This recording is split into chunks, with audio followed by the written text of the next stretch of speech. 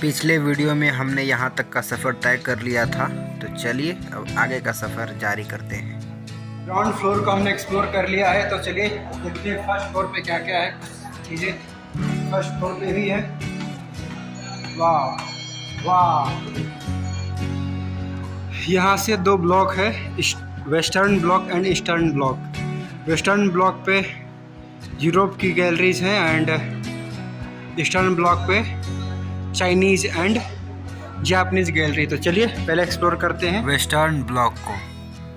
तो western block में कौन कौन सी दीर्घाएं हैं आप यहाँ पर देख सकते हैं। इन दीर्घाओं में पुराने ज़माने में यूरोपियन कंट्रीज़ में यूज होने वाले वस्तुओं को दिखाया जाएगा। तो सबसे पहले एक्सप्लोर करते हैं यूरोपियन पेंटिंग गैलरी को। इस गैलरी में आप एक से बढ़कर एक पेंटिंग्स को देख सकते हैं, जिसे दीवारों पर बहुत ही बड़े फ्रेम के अंदर सजा कर लगाया गया है।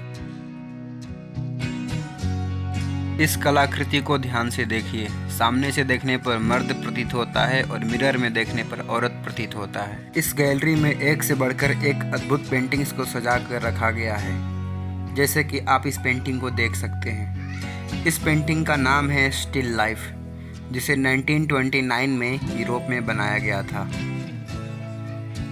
इन पेंटिंग्स में मुख्यतः वहाँ के प्रमुख व्यक्तित्व और जीवन शैली और नेचर को दर्शाया गया है।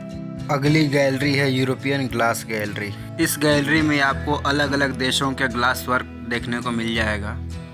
आप देख सकते हैं कि पुराने ज़माने में लोग ग्लास का किन किन कार्यों में प्रयोग करते थे। आप यहाँ पर प्यारे प्यारे विभिन्न प्रकार के खूबसूरत ग्लास देख सकते हैं। और ये है कांच दीर्घा का पूरा परिसर। आप देख सकते हैं खूबसूरत लाइटें जगमगा रही हैं। ग्लास पर पड़ने के बाद ये और भी प्यारी लग रही हैं। आप यहाँ देख सकते हैं रंग बिरंगे ग्लास के वर्क, झूमर्स हैं विभिन्न प्रकार के। तो चलिए अब एक्सप्लोर करते हैं फ्रेंच गैलरी को।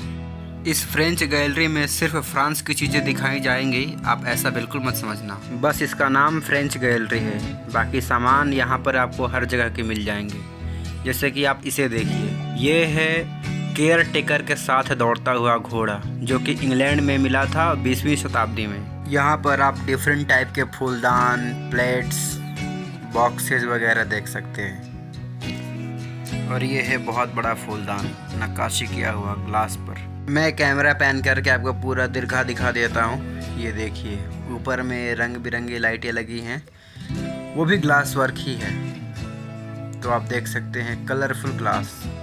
तो अब बारी है यूरोपियन क्लॉक गैलरी को एक्सप्लोर करने की। इस गैलरी का यहाँ विस्तार से वर्णन किया गया है, आप देख सकते हैं। वाह वाह, ये देखिए, ये आपको नहीं लगता कि पुराने ज़माने में लोग अय्यासी खूब कूटते थे? और मोलू चौखट की घड़ी फ्रांस में 11वीं शताब्दी में बनाई गई थी।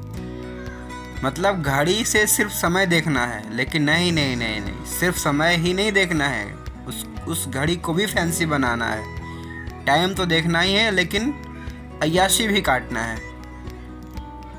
वाह वाह वाह वाह, अद्भुत अद्भुत। आप इन घड़ियों को देखकर कैसा फील कर रहे हैं, आप मुझे कमेंट बॉक्स में ज़रूर बताएं। एक से एक घड़ियां हैं यहाँ पर, एक से एक, जिसको देखकर आपका जी नहीं भरेगा। ऐसा लगेगा कि काश हमारे घर पर भी ऐसी घड़ी होती, लेकिन हमारे घर पर तो सिंपल घड़ियाँ ही हैं। और अब हम एक्सप्लोर करेंगे यूरोपीय चीनी मिट्टी गैलरी को। तो देखिए, ड्रैगन बना हुआ है, मतलब ये चीनी मिट्टी की गैलरी ही है। यहाँ पर देखिए कुछ हाथ चीनी मिट्टी के बर्तन बना रहे हैं। ये चीनी मिट्टी के टी पॉट हैं, जो कि 19th सेंचुरी में बनाए गए थे। और यहाँ पर आप वेस देख सकते हैं, फूलदान। चीनी मिट्टी के बर्तन काफ़ी क्षणभंगुर होते हैं, तो इन्हें सहेज कर रखना भी अपने आप में बहुत बड़ा काम है। आप देख सकते हैं पूरी की पूरी गैलरी भरी पड़ी है चीनी मिट्टी के बर्तनों से। यहाँ पर सिर्फ चीनी मिट्टी के बर्तन और वेस ही नहीं रखे गए हैं, उसके अलावा बहुत सारी वस्तुएं हैं जो कि चीनी मिट्टी से बनाई गई हैं।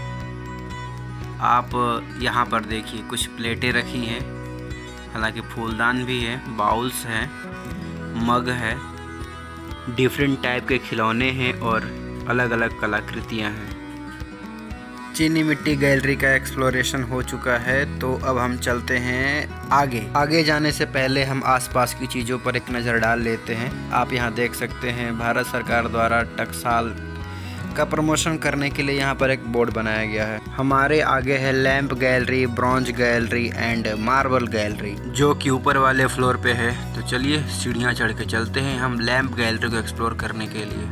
बट एक प्रॉब्लम हो गई है फ्रेंड्स, टाइम हो चुका है ओवर और सारी लाइट्स बंद होने के कगार पर हैं। तो अब हमें बस गलियारे में ही दर्शन करना पड़ेगा। तो चलिए, मैं हार नहीं मानूंगा। बाहर से ही आपको मैं चित्रों को दिखा रहा हूं और उसके बारे में वर्णन कर रहा हूं। इस फोटो में आप चार मीनार और उसके आसपास के नज़ारों को देख सकते हैं। ये फ़ोटो 1937 की है, जो सिल्वर जुबली सेलिब्रेशन के दौरान चार मीनार को सजाया गया था। बाकी ईस्टर्न ब्लॉक में फर्नीचर गैलरी थी, नक्काशी दीर्घा थी, लेकिन मैं आपको दिखा नहीं पाया। I am so sorry guys. फिर भी हम एक्सप्लोर करने के लिए आगे बढ़ेंगे, देखते हैं आगे क्या मिलता है हमें। ऊपर में झूमर लटक रहे हैं, लेकिन लाइट्स के बिना ये उतने प्यारे नहीं लग रहे हैं। आज़ादी का अमृत महोत्सव। ये है स्टैचुअरी गैलरी, लेकिन इसमें ताला लगा है। शाम के 5 बज चुके हैं और सारी लाइटों को बंद कर दिया गया है, तो हम अंधेरे में एक्सप्लोर कर रहे हैं। ये है चीनी गैलरी, खाने वाली नहीं, चाइनीज गैलरी। आप कुंग-फू चाचा को देख सकते हैं। ये है बच्चों की दीर्घा, लेकिन यहाँ कोई बच्चे नहीं है, सिर्फ मैं ही बचा हूँ। तो दीवारों पर देखते हुए हम आगे बढ़ रहे थे फ्रांसीसी दीर्घा की ओर, और मुझे मिल गया फ्रांसीसी अफ्रीकन दीर्घा, जहाँ पर बहुत सारे बच्चे अलग अलग वेशभूषा में खड़े हैं और ऐसा लगता है वो किसी का स्वागत कर रहे हों, किसी को प्रसन्न करने की कोशिश कर रहे हों। वैसे ये एग्जैक्ट मीनिंग इसका नहीं है, लेकिन मैं आपको सरलतम भाषा में जो मुझे समझ में आ रहा है बता रहा हूँ। ऊपर वाले फोटो में हैदराबाद रेसिडेंसी का बैक व्यू है और नीचे वाले में गेट है। हुसैन सागर लेक का निर्माण 1563 ईस्वी में किया गया था। इस लेक को देखते हुए भारत कोकिला सरोजिनी नायडू ने एक बहुत ही बढ़िया कविता लिखा था। स्क्रीन पर दिख रहे डिफरेंट टाइप के दीर्घाएं हैं, जो कि आप अगर आए यहाँ पर तो घूम कर जाएं। इस इमेज में आप गोलकोंडा फोर्ट को डिफरेंट टाइप के एंगल से देख सकते हैं। तो इन चित्रों में आप पुराने हैदराबाद शहर को देख सकते हैं और आप अलग अलग समय काल में गोलकोंडा फोर्ट की ली गई तस्वीरें भी देख सकते हैं। अपनी आगे आने वाली पीढ़ियों के लिए इतिहास को सहेज कर रखना हमारा परम कर्तव्य है। ऊपर वाला फोटो हिल फोर्ट हैदराबाद का है और नीचे वाला फोटो विक्टोरिया मेमोरियल ऑर्फनेज का। जब दूसरे देशों के प्रमुख व्यक्तित्व भारत भ्रमण करने के लिए आते थे तो वो गोलकोंडा फोर्ट पर जरूर जाते थे। ये फोटो 1906 की है, जब प्रिंस ऑफ वेल्स का भारत आना हुआ था। म्यूज़ियम की नई वाली बिल्डिंग का इनॉग्रेशन श्री सुशील कुमार शिंदे साहब ने किया था, जो कि गवर्नर ऑफ आंध्र प्रदेश थे उस समय के और सलारजंग म्यूज़ियम के चेयरमैन थे। यह हैदराबाद डेक्कन नेपाली रेलवे स्टेशन का फोटो है और नीचे वाला काचेगुडा रेलवे स्टेशन का। तो इस तरह आप देख सकते हैं कि हैदराबाद शहर अपने आप में कितना खूबसूरत पुराने ज़माने में भी था और आज भी है। ये एग्जिट का साइन हमें बाहर जाने को विवश कर रहा है, लेकिन हमारा जाने का मन कर नहीं रहा है। आप सामने में इंट्रेस देख सकते हैं, जहां से हम लोग एंट्री किए थे और अब हम लोग एग्जिट कर रहे हैं। सलार जंग म्यूज़ियम को 1968 में डॉक्टर जाकिर हुसैन ने, जो कि भारत के राष्ट्रपति थे, इनॉग्रेट किया था। तो फ्रेंड्स, यही था सलार जंग म्यूज़ियम। वैसे म्यूज़ियम को पूरा घूमने के लिए आपको कम से कम 3 से 4 घंटे देने पड़ेंगे, तब जाकर आप इस म्यूज़ियम की प्रत्येक दीर्घा को बहुत आसानी से देख सकते हैं, उसके बारे में जानकारी ले सकते हैं। चूँकि मेरे पास सिर्फ 1.5 घंटे थे, तो 1.5 घंटे में मैंने जितना कुछ हो सका मैंने आपको दिखाया। तो चलिए, आज का वीडियो यहाँ पे समाप्त करते हैं। मिलते हैं आपसे अगले वीडियो में, तब तक के लिए बाय बाय, नमस्कार।